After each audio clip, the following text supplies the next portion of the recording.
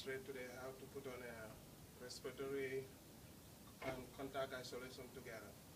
So I'm going to start with washing my hands. Make sure the gel dry off.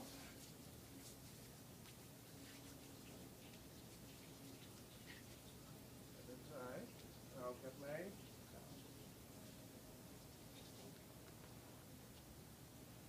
and this takes place outside of the room before you enter the What are you putting on?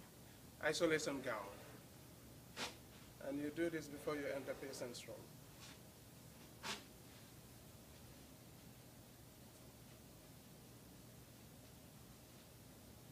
So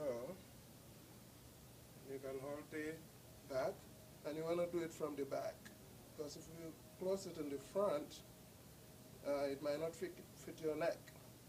And other or reasons? It might be too loose. No, why other reason would you do that? Hmm? Why else would you not do that? What? You're putting it over your head, Uh-huh. so that's would contaminate.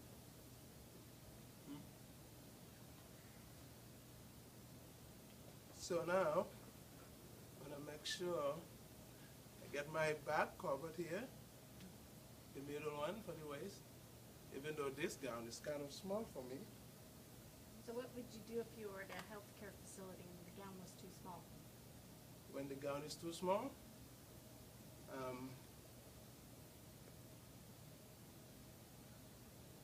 do you try to find a bigger gown? Yeah. Yeah.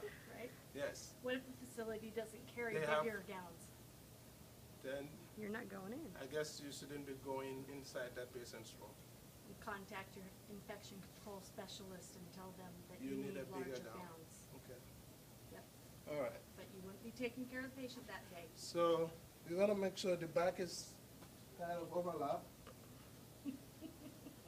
And tying your back, make sure that your gown doesn't go all over the floor and contaminate everything whilst you're doing patient care. So after the gown is all intact, I'll get my mask on.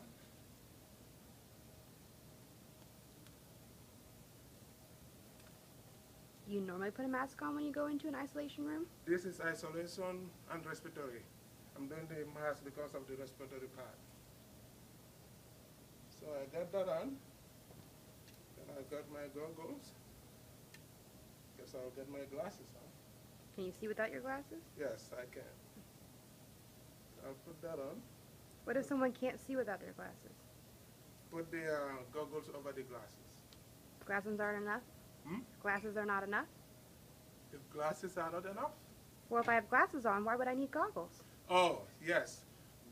Glasses don't take the place of the goggles. You still have to have the goggles to protect your face. So now, I'll put on my gloves. A large size glove is important to have a good, the right size of glove. So the gown is small for me, so it cannot cover my the end part of my gown, but it should be on top of it. Because of this gown is small.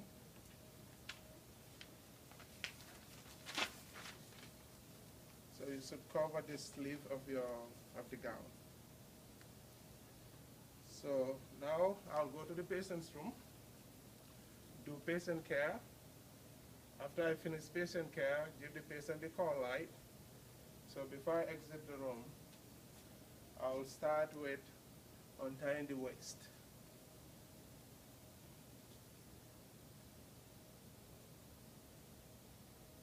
Sometimes that tends to be tricky. You just have to try to find it.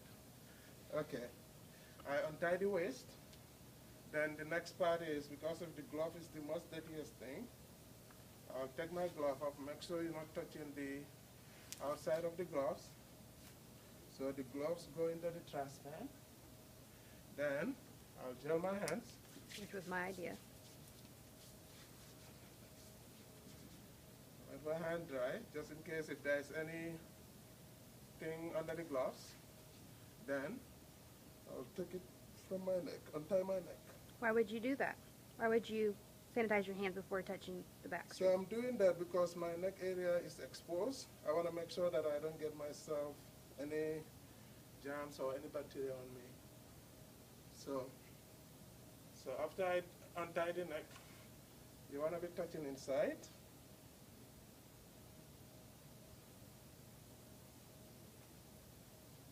And you can fold it nicely. Away from your And body. put it, because of this is reusable, so I'll put it in the dirty linen bag for a wash. Then the next thing will be to take off my goggles.